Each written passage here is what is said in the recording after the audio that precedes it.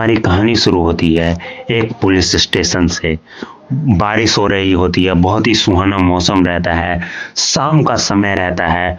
वो चारों पुलिस वाले चाय ऑर्डर करते हैं, वो लोग मजे से चाय पीते हैं। तभी पुलिस स्टेशन में एक फोन आता है। वो लोग फोन उठाते हैं और पुलिस वाला बोलता है, हेलो, कौन बोल रहा है? कॉलर, सर इधर एक लाश है। पुलिस वाला, किधर? कॉलर, सर गोविंदपुरी में। पुलिस वाला फिर बोलता है, ओके तुम वहीं रुको, हम लोग आ रहे हैं। टेलीफोन रखते ही वो तीनों चारों पुलिस वाले गोविंदपुरी की ओर निकल जाते हैं। पर वो लोग वहां पहुंचते हैं तो क्या देखते हैं, उधर कोई भी नहीं होता है, पूरा सुनसान रहता है वो जगह। वहां पे लाश पड़ी हुई होती है। पुलिस वाले इधर उधर देखते हैं, उनको कोई भी दिखाई नहीं देता। पूरी तरीके से वो पूरा कंपाउंड खाली रहता है, केवल एक लाश पड़ी हुई होती है। वो चारों पुलिस वाले इस केस को सीरियसली नहीं लेते हैं, क्योंकि उनको ये बात पता नहीं होती है कि ये एक नॉर्मल केस नहीं है, आगे जाके ये एक बहुत बड़ा केस होने वाला है। वो चारों पुलिस वाले उस लाश को वहीं पे जला देते हैं। ये बात केवल उन्हीं चारों पुलिस वालों को पता रहती है, जिसमें से एक पुलिस वाला इतना करप्ट रहता है कि वो लोग केस सॉल्व किए बिना वो किसी को भी सजा दे देते हैं, चाहे कोई भी हो। ज्यादातर वो लोग गरीबों के साथ ये अत्याचार करते हैं, जिस तरीके से पिछले वाले केस में उसने किया।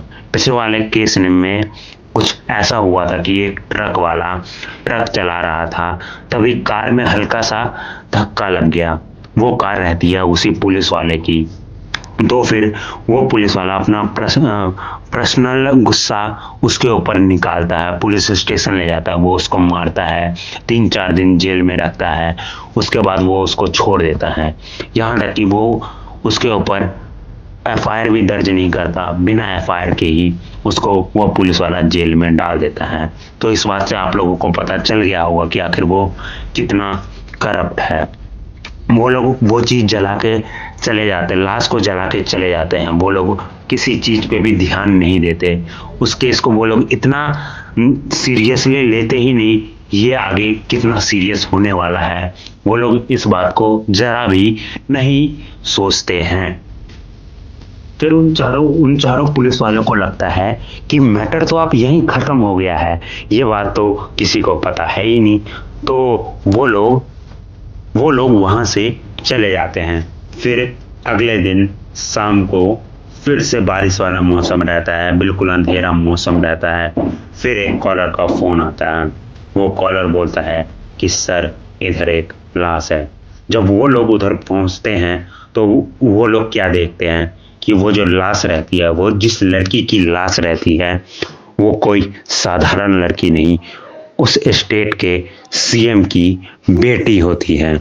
तभी वहां पे 3-4 मीडिया वाले पहुंच जाते हैं और बिल्कुल फोकस कर देते हैं उसके लाश के ऊपर। उन चारों पुलिस वालों को लग जाता है कि अब तो ये केस हाथ से निकल चुका है, अब हमें ये केस सॉल्व करना ही होगा, क्योंकि रहता है वो सीएम का केस। जब वो चारों पुलिस वाले अपने पुलिस स्टेशन में जाते हैं, उस जगह का फोटो खींच के अच्छे से वो लोग दीवार पे लगा देते हैं, जिससे कि उन लोगों को याद रहे कि आखिर क्या क्या हुआ है। दोपहर का समय रहता है। सीएम साहब बहुत गुस्से में अपने घर से निकलते हैं पुलिस स्टेशन की ओर, और वो लोग अपना केस सॉल्व कर ही रहे होते हैं। तभी सीएम दूसरी तरफ से आता है, दरवाजा को तेज से लात मारता है। उन चारों पुलिस वालों को बहुत गुस्से में रहता है और उन चारों पुलिस वालों को एक वार्निंग देता है कि ये केस जल्दी से जल्दी सॉल्व करो। मैं नहीं जानता कि तुम आखिर ये केस कैसे सॉल्व करोगे, क्या होगा इस केस में, लेकिन मुझे वो किलर चाहिए ही चाहिए जिसने मेरी बेटी को मारा है। ये बोल के सीएम वहां से निकलने ही वाला होता है। तभी एक पुलिस वाला बोलता है, कि सर आप हमारे साथ ऐसा नहीं कर सकते हैं, आप हमें सस्पेंड नहीं कर सकते हैं। वो पुलिस वाला बोलता है अच्छा मैं तुम्हें सस्पेंड कर सकता हूँ, मैं तुम्हारे बारे में जितना नहीं जानता ना, तुम अपने बारे में जितना नहीं जानते ना, मैं तुम्हारे बारे में उतना जानता हूँ। वो उन चारों पुलिस वालों में से एक पुलिस वाला फिर से बोलता है, वही पुलिस वाला होता है, बोलता है कि सर आप भी बहुत शरीफ नहीं हो, हमें पता है आपने इस स्टेट के लिए कितना किया है। जब कुछ चारा घोटाला हुआ तो आपने वो चारा घोटाला किया, रोड बन रही है 10 लाख की तो आप उसको 5 लाख में ही सिमटा रहे हो, 5 लाख अपने बैंक में डाल रहे हो। तो आप भी कोई ज़्यादा अच्छे लोग नहीं हैं, बल्कि वो चारों पुलिस वाले और सीएम एक ही थाली के चट्टे बट्टे रहते हैं। फिर भी सीएम उन लोगों को धमकी देता है अगर तुम लोग ये केस जल्दी से जल्दी सॉल्व नहीं करोगे तो मुझे तुम्हारा ट्रांसफ़र करना होगा, नहीं तो तुम्हें सस्पेंड करना होगा। वो चारों पुलिस वाले थोड़े से गंभीर मूड में आ जाते हैं और वो सीएम के जाने के बाद वो लोग आपस में बात करते हैं कि ये सीएम है कैसा, इस सीएम ने कितना घटिया घटिया काम किया है, हमने इसको कितना बचाया है और ये आज हमें ही बोल रहा है। फिर सीनियर पुलिस वाला रहता है कि अब हम लोग इस केस में क्या करें, क्योंकि हमें ये केस जल्द से जल्द सॉल्व करना ही होगा, नहीं तो मीडिया वाले हमारी अलग बजाएंगे, सीएम अलग बजाएगा और हमारे सीनियर्स वो अलग बजाएंगे। हम चारों को ये केस जल्दी से जल्दी और कैसे न कैसे अच्छे तरीके से हमें ये केस सॉल्व करना ही होगा। तभी वो लोग, उनमें से एक पुलिस वाला बोलता है सर ये केस कहीं पिछले वाले केस से तो जुड़ा हुआ नहीं है, क्योंकि एक ही दिन हुआ है, 24 घंटे भी नहीं हुए हैं और हमें दूसरा फ़ोन आ गया है कि एक और लाश मिली है, तो कहीं ये दोनों केस सेम तो नहीं। फिर वो सीनियर पुलिस ऑफिसर बोलता है हाँ हो सकता है, लेकिन वो गुस्से में बोलता है कि हमने ये क्या किया, हमने उस लाश को जला दिया, हमने कुछ नहीं किया, उसका ना पोस्टमार्टम किया, ना वहाँ के फ़ोटो खींचे, ना कुछ किया।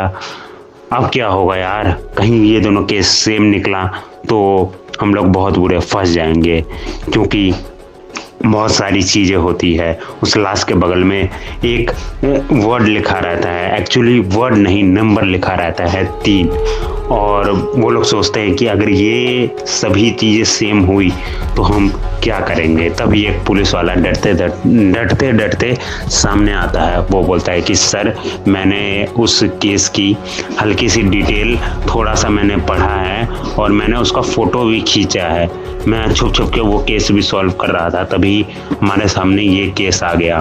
फिर वो पुलिस वाला बोलता है अच्छा तुमने वहाँ का फ़ोटो खींचा है, लेकिन मैंने तो परमिशन नहीं दी थी।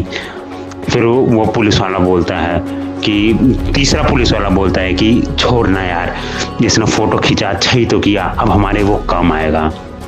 तो उसने जो फ़ोटो खींचा हुआ होता है और जो वो नया तस्वीर लाए होते हैं जो सीएम की लड़की का होता है, उन दोनों फ़ोटो को बोर्ड पे लगाते हैं और वो दोनों सिमिलरिटी देखते हैं कि आखिर कौन सा चीज़ कहाँ मिल रहा है, कहीं ये दोनों केस सेम तो नहीं।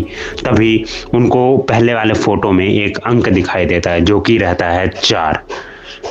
तभी उनको एक सिमिलरिटी दिखती है कि हमें जो पहले वाले केस में है वहाँ पे लिखा गया है 4, इस वाले में 3, कहीं 4 मर्डर तो नहीं होने वाले। और फिर वो लोग एक दिमाग लगाते हैं कि आखिर हमें फ़ोन कहाँ से आया, किसने किया, वो नंबर पता लगाओ।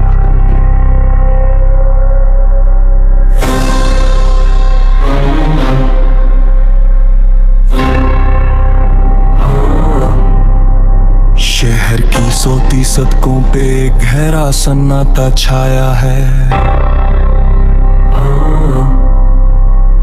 हर मोड़ पे लगता है जैसे कोई खड़ा साया है।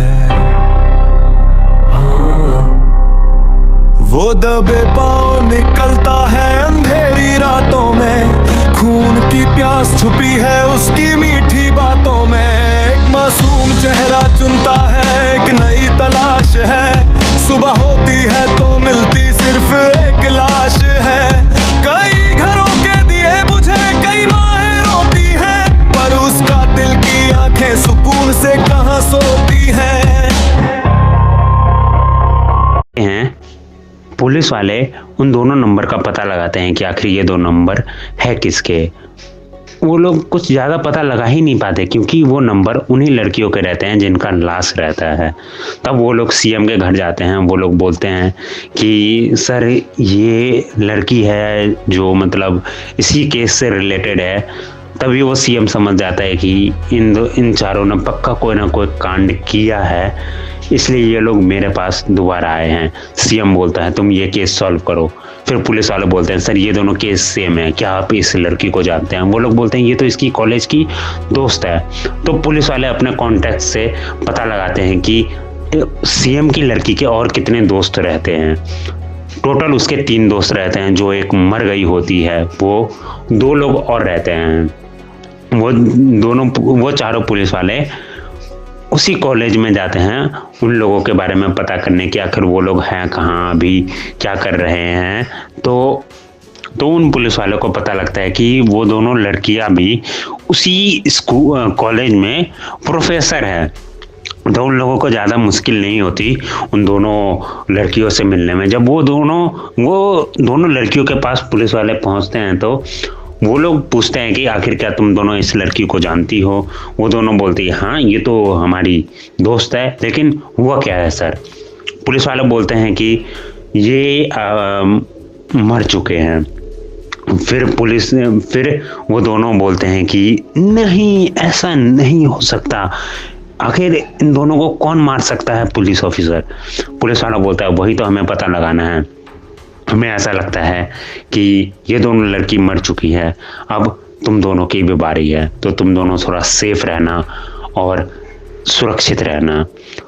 वो दोनों पुलिस वाले, जितने भी पुलिस वाले रहते हैं, चारों पुलिस वाले, वो लोग थाने पहुंच जाते हैं। उनके पीछे पीछे लड़कियां भी पहुंच जाती है। दोनों लड़कियां बोलती है कि सर हमें प्रोटेक्शन चाहिए, कहीं वो किलर हमें मार ना दे। फिर वो लोग एक प्लान बनाते हैं उस किलर को पकड़ने का। वो प्लान रहता है कि हम तुम दोनों के पीछे एक पुलिस ऑफिसर लगाएंगे जिससे कि हम उस किलर को पकड़ सके। तभी 2 दिन के बाद, 2 रात के बाद एक लड़की अपने घर पे काम कर रही होती है। पुलिस वाले चारों ओर घेरे हुए रहते हैं। ये बात किलर को पता नहीं रहती है। किलर उधर पहुंच जाता है और किलर ने इस तरीके से प्लान बनाया होता है कि अगर प्लान फेल भी हो जाए फिर भी वो लड़की ना बचे। जैसे ही वो उस लड़की को मारता है, पुलिस वाले उसे पकड़ लेते हैं रंगे हाथ। किलर कुछ नहीं करता, केवल हैंड्स अप करके खड़े हो जाता है और पुलिस वाले उसको गिरफ्तार करके थाने ले जाते हैं। थाने ले जाने के बाद वो जो पुलिस वाला रहता है वो उसको मारता है, पीटता है, फिर उसको चेयर पे बैठाता है, फिर उससे सवालात करने लगता है। तो गाइस हमारा पहला पार्ट यहीं पे ख़त्म होता है। अगर आप लोगों को ये पार्ट अच्छा लगा हो तो वीडियो को लाइक कर दीजिए, चैनल सब्सक्राइब कर दीजिए।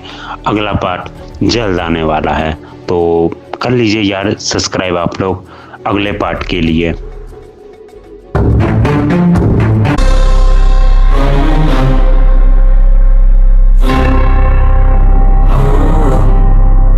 शहर की 100 सड़कों पे गहरा सन्नाटा छाया है।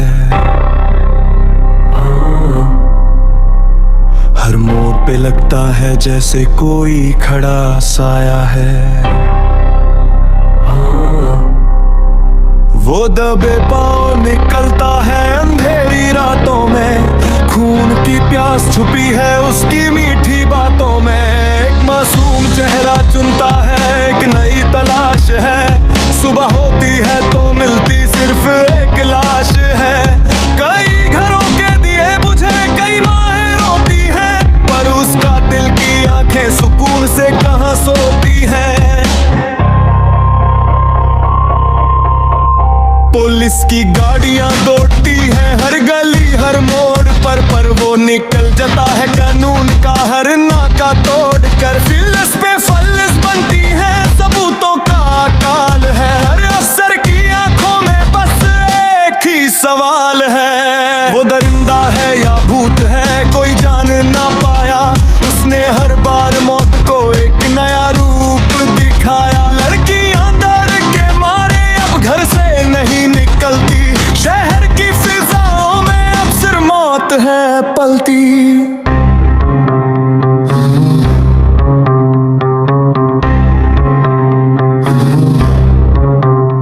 वो शिकारी है माहिर, वो जाल बिछाता है, पहले दोस्ती करता है फिर असली रंग दिखाता है। कहीं कोई चीख गुंजीती है, कहीं कोई तड़पता है, पर उसके पत्थर दिल में दर्द कहाँ धड़कता है। कानून के हाथ लंबे हैं पर उस तक नहीं पहुंची, वो इतना शातिर है कि हर कदम सोच के सोची। वर्दी वाले परेशान है, रातों की नींद खोई है, शहर की ऐसी हालत पे किस्मत भी आज रोई है।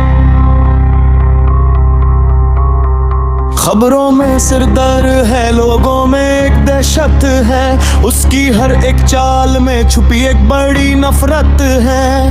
कहीं कोई निशान नहीं, कहीं कोई गवाह नहीं, उसकी दरिंदगी की अब कोई भी पनाह नहीं। वो भीड़ का हिस्सा है, वो अपनों जैसा लगता है, इसलिए तो हर कोई उसके जाल में फंसता है। हर कत्ल एक कहानी है, हर मौत एक राज है, वो मौत का वो शायर है जिसका खूनी अंदाज है।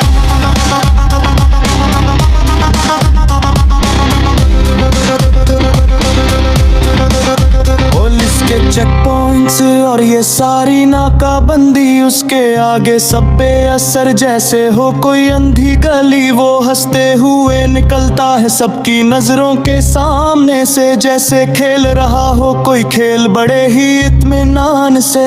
अब तो साए से भी लोगों को डर लगने लगा है, हर अजनबी शख्स सबका दिल लगने लगा है। इंतजार है उस पल का जब वो गलती करेगा, जग मौत का ये सौदागर खुद मौत से डरेगा।